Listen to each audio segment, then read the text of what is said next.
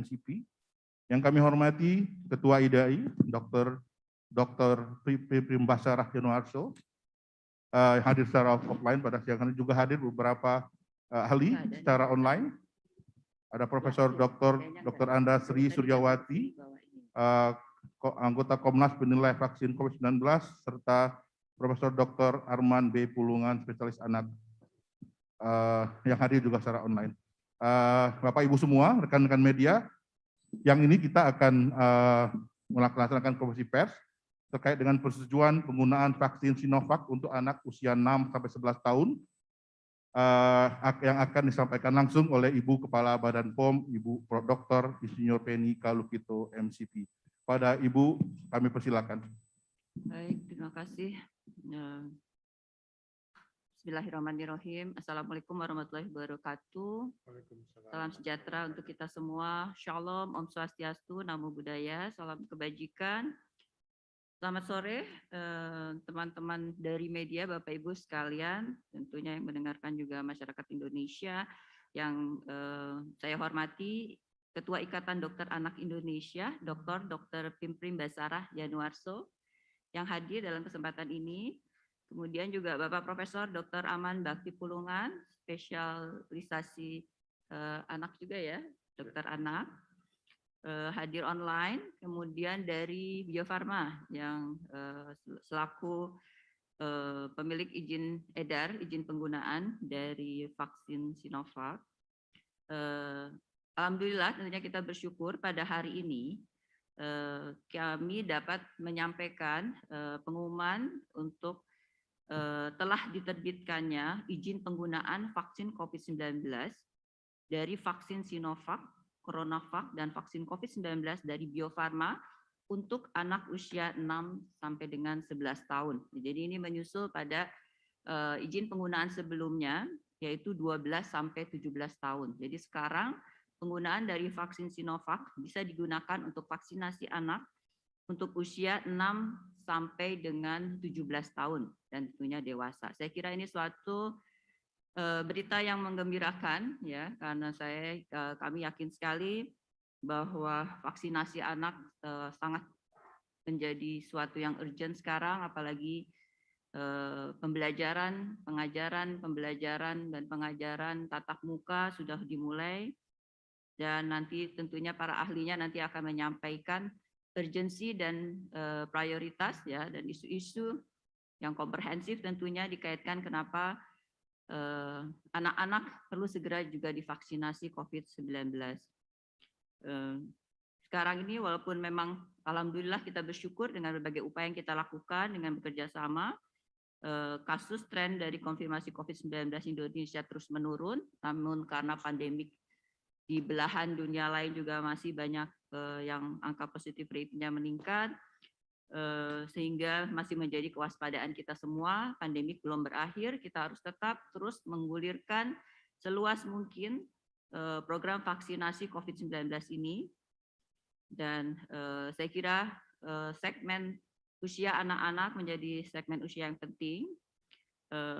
Maka 6 sampai 17 ya, 6 sampai 17 sudah bisa dilakukan vaksinasi.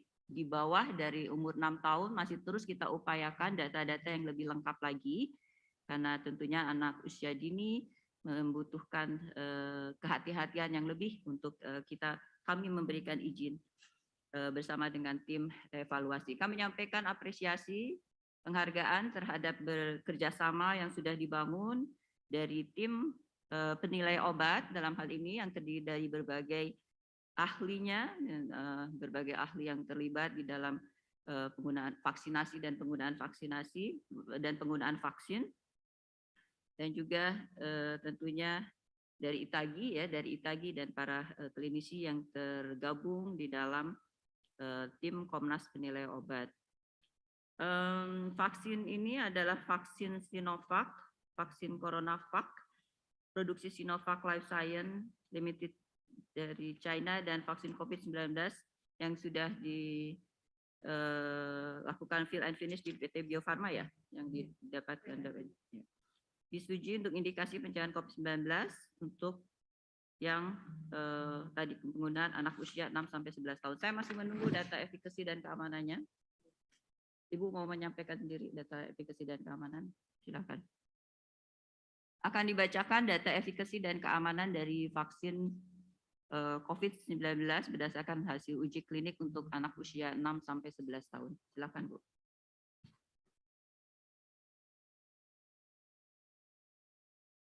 Ya, bacakan. Oh, sudah ada. Ya udah. Silakan bacakan. Silakan bacakan. Izin Bu, Ibu Kepala Badan, Kepala Badan POM, kami akan membacakan bagaimana hasil studi klinik fase 1, strip 2 dan fase 2B dari aspek keamanan bahwa efek samping yang dilaporkan dari uji klinik fase 2B anak usia 6 sampai 11 sebanding dengan kelompok usia 12 sampai 17 tahun yang sudah disetujui, yaitu 11% dan 14%. Sedangkan dari aspek imunogenisitas berdasarkan hasil studi klinik fase 1 strip 2 dengan total subjek sejumlah 550 orang anak-anak, vaksin dapat menginduksi pembentukan antibodi netralisasi. Kemudian pada pengamatan 28 hari setelah vaksinasi dosis kedua, seropositif rates dan seroconversion rates antibodi netralisasi mendekati 100% dan sebanding antara kelompok vaksin dosis rendah dan dosis medium. Kemudian dosis medium 600 satuan unit untuk netralisasi antibodi lebih tinggi dibanding dengan titer antibodi pada vaksin dosis rendah 300 SU. Kemudian pada studi fase 2, data persistensi antibodi pada 3 bulan setelah vaksinasi dosis kedua diperoleh dari 227 subjek.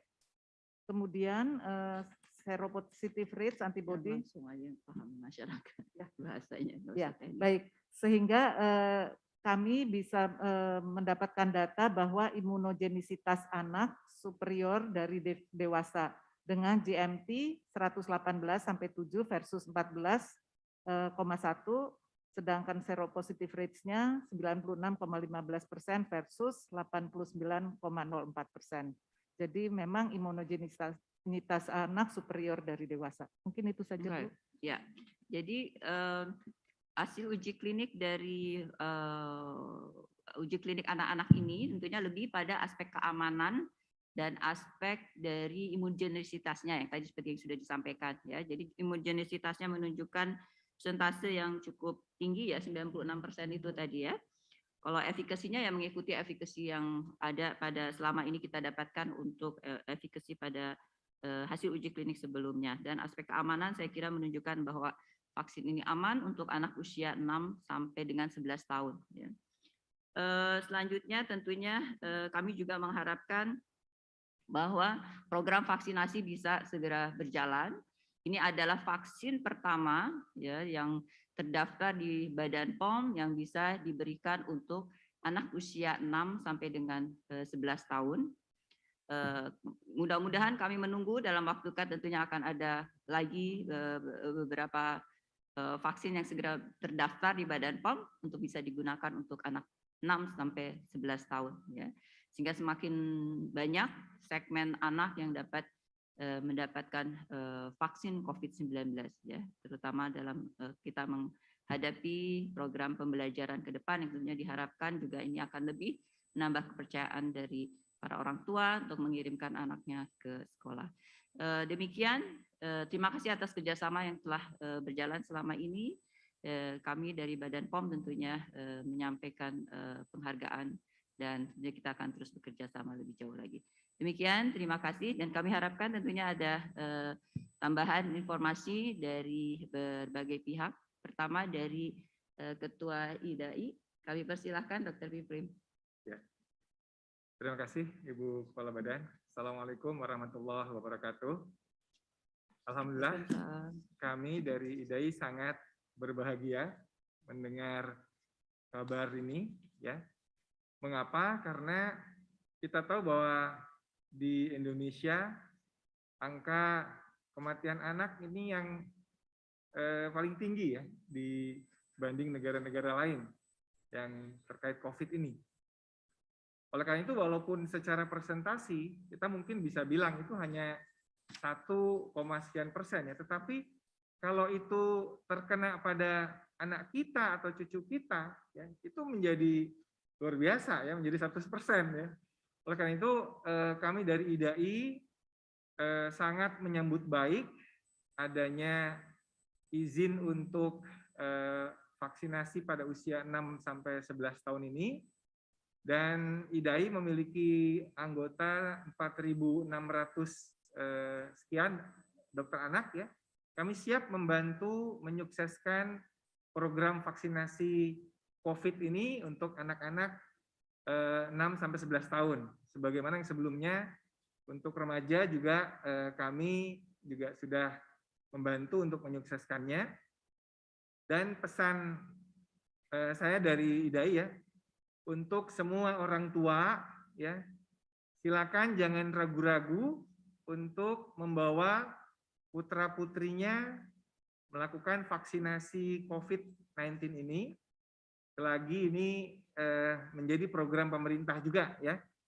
Karena anak-anak itu selain bisa tertular, juga bisa menularkan. Ya, anak-anak ini banyak yang jadi OTG, sehingga dia tidak ketahuan mengidap COVID, kemudian menularkan kemana-mana. Terutama jika menularkan kepada eyangnya atau kepada orang tuanya atau om tantenya yang ada komorbid, tentu ini bisa menjadi sangat fatal akibatnya. Dengan demikian, mari kita sambut ya berita gembira ini dengan melakukan vaksinasi kepada anak-anak kita, kepada cucu-cucu kita, agar mereka sehat dan pandemi ini bisa segera reda. Terima kasih. Assalamualaikum warahmatullahi wabarakatuh. Baik, terima kasih Dr. Piprim. Saya melihat online ada dari ITAGI, ada Profesor Hindra Irawan Satari, kemudian ada Profesor Aman Pulungan. Saya mohon kedua beliau untuk memberikan tanggapannya. Pertama, kami minta Profesor Aman Pulungan mungkin karena bersamaan dengan tadi IDAI, Profesor Aman IDAI ya, IDAI ya. Profesor Aman Pulungan sebagai saya bilang Dokter Prof Aman ini patriotnya anak-anak nih, membela kesehatan anak-anak. Tetap kami mintakan pandangannya terkait urgensi untuk vaksinasi anak. Selanjutnya Prof Hindra Satari untuk nanti kemudian. Silakan. Terima kasih Bu Kepala Badan. Assalamualaikum warahmatullahi wabarakatuh. Para rekan-rekan di sini semua, ada guru besar, senior, dan juga pada rekan-rekan media semua yang kami hormati dan kami cintai tentunya, karena ini mengutip partner kita. Ya, alhamdulillah ini akhirnya bisa keluar. Ini betul-betul yang kita harapkan. Dan saya baru selesai dan digantikan oleh Dr. Piprim sekarang, tapi saya tetap menjadi masih Executive Director dari International Pediatric Association dan juga Presiden Dokter Anak se-Asia Pasifik. Jadi saya rasa ini terobosan baru. Terima kasih kepada Badan POM, saya rasa Bu Penny dan teman-teman. Ini alhamdulillah. Tapi ada Tuhan. Saya mohon media betul-betul mengawal ini dan harus memang ini kita lakukan. Yang pertama, ini sekolah tatap muka tidak bisa kita tunda lagi. Dan data yang ada, saya rasa nanti Dr. Piprim juga tahu, waktu kita membuat ini, ya, itu sekitar 50% keluarga tetap belum mau sekolah tatap muka. Jadi dari yang 50% mau itu hanya 50% mulai, jadi sebetulnya sekolah tatap muka ini belum sampai 50%. Dan kalau ini bisa segera kita lakukan, tentulah developmental index anak kita yang selama 2 tahun ini pasti turun, akan meningkat. Ini yang pertama. Yang kedua, 66% keluarga Indonesia ini, itu kita tinggal dan berkomunikasi erat dengan anak dan lansia. Jadi saya dan Prof. Hingki di depan ini, Prof. Hingki ini kan aki-aki, saya udah opung-opung. Jadi kalau cucu kita sekolah atau apa, ya kita juga bisa terpapar. Jadi 66% ini. Jadi kita kan tidak bisa melindungi lansia saja, anak harus kita lindungi. Dan yang berikutnya, ekonomi ini akan sesegera jalan. Kalau anak ini kita imunisasi, saya rasa saya dan Prof. Hengki juga mungkin Bu Kepala Badan, kita tidak mau jalan ke restoran atau kemana-mana kalau anak cucu kita tidak ikut, kan, betul? Kalau mereka sudah diimunisasi, kita juga pede membawa mereka. Nah, dan yang berikutnya lagi, ingin saya sampaikan, saya kebetulan Executive Director International Pediatric Association, dan kita baru sampaikan ke WHO. Ada beberapa syarat yang kita minta bahwa anak ini harus sesegera mungkin. Dan salah satu itu, poin nomor 3 yang kita minta itu adalah bahwa semua negara itu harus memberikan kesempatan imunisasi untuk sekolah ini dibuka kepada guru, staf, keluarga, dan anak sekolah. Jadi ini alhamdulillah Bu Penny. Apa yang kita buat ini ada sesuai dengan permintaan internasional dan juga WHO jadinya. Jadi ini kalau saya rasa ya harus kita kawal sesegera mungkin. Dan satu hal lagi, kejadian anak yang dengan COVID ini sekitar 12-13%. Lebih tinggi daripada lansia sebetulnya. Jadi terima kasih sekali lagi Badan POM. Tadi saya lihat alhamdulillah Dr. Piprim siap mengkawal ini dan saya tetap juga masih di IDAI. Dan saya lihat ada Prof. Hengki juga tetap di IDAI tentunya. Terima kasih Bu Penny, sekali lagi insya Allah kita berdoa ya, kita kawal ini. Ya, Assalamualaikum warahmatullahi wabarakatuh. Prof. Pulungan. Silakan Prof. Indra Irawan Satari. Nanti kemudian ada juga Prof. Suryawan ya, Kursiawati. Prof. Suryawati adalah anggota dari tim Komnas Penelitian Vaksin COVID-19. Tentu kami ingin mendengarkan pendapatnya tentang tadi kembali aspek hasil-hasil penelitian, evaluasi dari hasil-hasil penelitian uji kliniknya. Silakan Prof. Satari. Terima kasih Ibu Kepala Badan POM yang saya hormati. Teman-teman para sejawat, para guru besar, rekan-rekan andalan saya nih, media. Alhamdulillah ya, kita telah pelajari dokumen dan hasil penelitian uji klinik vaksin Sinovac pada anak.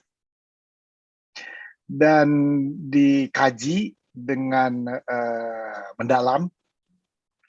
Dan kita sudah dengar tadi hasilnya, alhamdulillah. Sesuai dengan rekomendasi WHO, vaksin ini memenuhi syarat dalam daya lindung dan keamanannya. Tapi saya juga titip bahwa vaksin ini baru. Ya, tentunya kita masih harus kawal, selain kawal diberikan juga vaksin ini ya mengenai keamanan, ya, mengenai daya lindung. Kita sama-sama mengawal. Saya mengandalkan media terus terang, dan terima kasih hubungan kita sampai saat ini saling menguatkan, menguatkan, ya, karena butuh sekali nih kita kekebalan untuk tercapai herd immunity. Kita lihat di Jakarta, cakupan meningkat, yang sakit juga meningkat. Tapi kalau udah dalam keadaan seimbang, virus nggak ada lagi tempat ini, nggak ada tempat lagi buat bermultiplikasi. Yang mau dia vaksin, yang mau dia infeksi udah kebal gara-gara divaksin, yang lain kebal gara-gara sakit. Tapi tentunya tidak perlu kita sakit dulu untuk kebal. Jadi anak-anak ini adalah harus dilindungi dan sekarang sudah tersedia. Alhamdulillah. Jadi saya titip juga para media sebarluaskan berita yang menenangkan ini, yang menyejukkan ini, karena kemarin yang di atas 12 tahun juga cakupannya cukup memuaskan dan aman, ya. Jadi kita harapkan semua masyarakat, saya sih mengharapkannya teman-teman ketahanan keluarga. Kalau keluarga kita tahan, insya Allah deh. Ini ujian kita 2 bulan ini nih, November sama Desember nih. Kalau November sama Desember cakupan imunisasi meningkat, kemudian 3M, 3T kita konsisten, insya Allah kelandaian ini dapat kita pertahankan. Ya. Namun kalau kita gagal 2 bulan ini, waduh, saya khawatir sekali ya akan terjadi kejadian. Tapi mudah-mudahan tidak kejadian seperti beberapa bulan lalu. Jadi terima kasih kepada semua ya. Mudah-mudahan kita bisa menjalankan tugas mulia ini dengan baik-baiknya. Anak-anak kita terlindungi, ya cucu saya terlindungi juga, cucu Dokter Ahmad.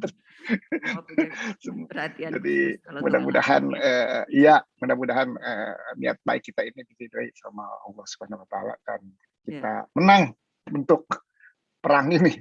Mungkin Bu Penny, terima kasih. Assalamualaikum. Terima kasih. Siap. Terima kasih Prof. Inky. Kelihatannya kalau terkait dengan anak, hati kita semua ada di sana.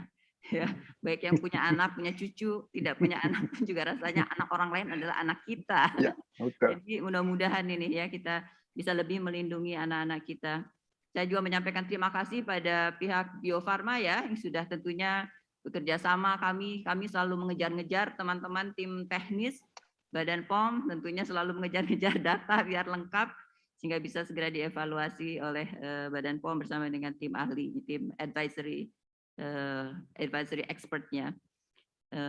Kemudian Pak Prof ulang dia, Prof Suryawati masih ada di tempat, Prof?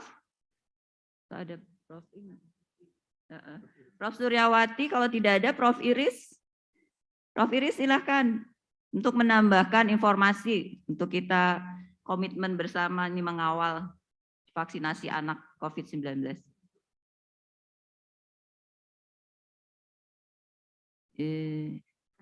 Oh ya, unmute Pak. Ya, silakan, Prof. Terima kasih Ibu Badan.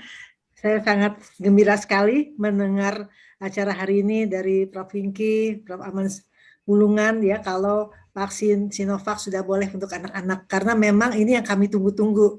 Kalau tadi Ibu Badan bilang anak, kalau saya mungkin cucu ya. Jadi memang kita sangat menanti mudah-mudahan vaksin ini bisa meningkatkan akselerasi untuk vaksinasi di Indonesia karena sebagian besar memang adalah anak-anak dan mereka pada usia sekolah. Nah ini penting sekali karena untuk meningkatkan imunitas karena tidak cukup hanya guru-guru saja ya, tetapi anak-anak juga. Jadi kalau kita lihat imunitas harus dari dua pihak, tidak bisa hanya satu pihak karena anak-anak bisa saling menularkan satu dengan yang lain juga. Jadi terima kasih juga untuk Bio Farma yang sudah cepat sekali melakukan penelitian untuk hal ini. Terima kasih semuanya. Baik Ibu Badan, saya kira saya sangat mendukung untuk acara ini yang sangat luar biasa. Terima kasih. Wassalamualaikum warahmatullahi wabarakatuh. Waalaikumsalam. Kami lihat ada Prof. Suryawati. Prof. Suryawati. Oke, kalau gitu satu lagi Prof. Erna. Bersediakah untuk bicara Prof. Erna sebagai anggota tim Komnas? Kami silakan sebagai pembicara terakhir. Prof. Erna. Ya, mute. Terima kasih atas waktunya Bu Kabadan. Saya kira ini selamat untuk Badan POM dan Indofarma yang bekerja keras untuk mengunggulkan ini. Saya kira ini tidak lepas dari semua usaha dan diskusi dari registrasi obat yang para ahlinya hadir di sini semuanya dan waktu-waktu yang digunakan untuk mengevaluasi vaksin-vaksin ini saya kira perlu diacungi jempol karena sampai maraton ya Bu Kabadan. Jadi setiap saat ada rapat-rapat, bila ada data baru rapat lagi. Tapi hari ini kita cukup bergembira karena semuanya bisa nantinya akan merasakan efek dari pemberian izin edar ini. EUA ini. Jadi selamat untuk sekali lagi untuk Badan POM dan tentu saja penelitinya yang sudah bekerja keras dan para ahli yang selalu membuat ini bisa tercapai dengan cepat karena tadi evaluasi secara maraton.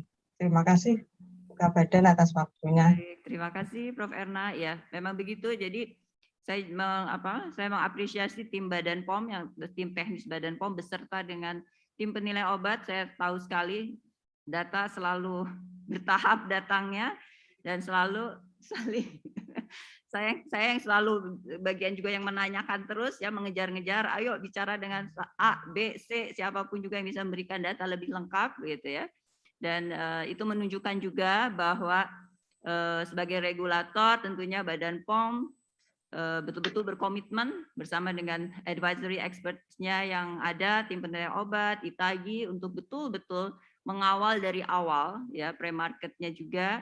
Ya, nanti kami akan terus mengawal pada saat sudah mendapatkan izin penggunaan dan sudah didistribusikan juga tetap Badan POM bersama ITAGI akan terus mengawal tentunya dengan tim dari Kementerian Kesehatan ya, dan itu adalah komitmen kami untuk memastikan bahwa produk obat dalam hal ini vaksin ya, terutama vaksin di masa pandemi betul-betul terjaga, adalah betul-betul memenuhi aspek keamanan, mutu dan nanti efektivitasnya tentunya. Demikian, terima kasih atas segala kerjasamanya pada hari ini. Mudah-mudahan ini memberikan berita yang memberikan harapan besar kita ke depan, segera kita bisa bersama-sama keluar dari pandemi COVID-19 ini, menjaga perbaikan progres yang sudah kita dapatkan dengan tetap tadi memperluas cakupan vaksinasi dan tetap melaksanakan prokes, protokol kesehatan, memakai masker, cuci tangan, menjaga jarak, terutama juga menjaga daya tahan tubuh kita masing-masing. Terima kasih. Assalamualaikum warahmatullahi wabarakatuh. Terima kasih banyak Ibu Kepala Badan. Kami telah melihat ada beberapa pertanyaan dari rekan-rekan media. Kalau Ibu berkenan, ada pertanyaan yang kebetulan sama, satu dari Harian Kompas, satu lagi dari Liputan 6, yang menanyakan hal yang sama. Kapan pelaksanaan vaksinasi COVID ini bisa dilaksanakan untuk anak? Apa saja pertimbangannya? Apakah nantinya akan jadi syarat bagi anak yang akan mulai pertemuan tatap muka di sekolah? Oke, pertanyaannya bagus sekali. Saya kira itu menjadi concern-nya dari berbagai pihak.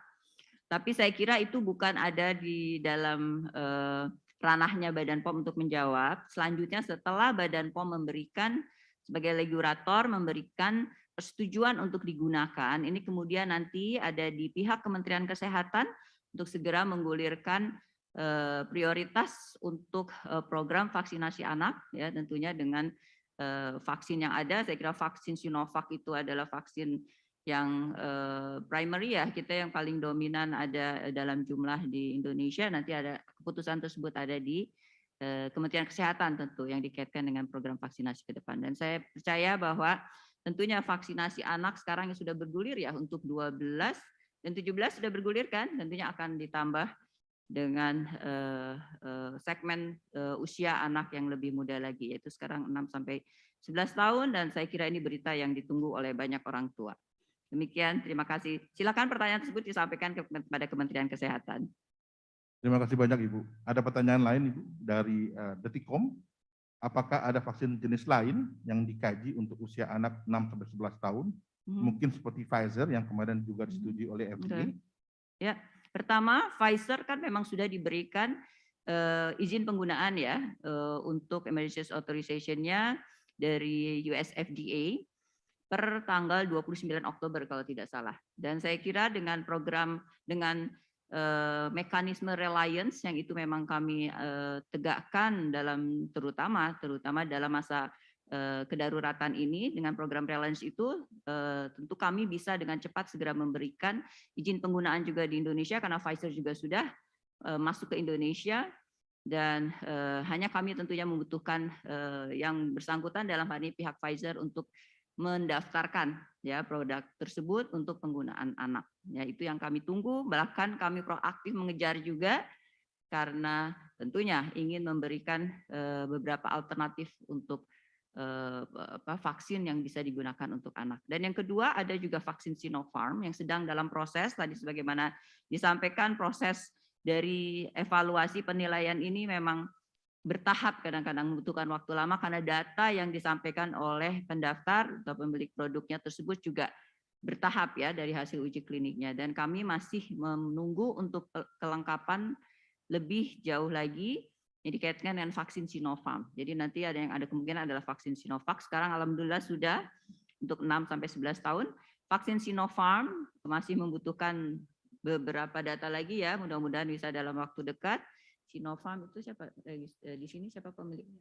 Kimia Farma ya, dari Kimia Farma. Yang sekarang Bio Farma ya.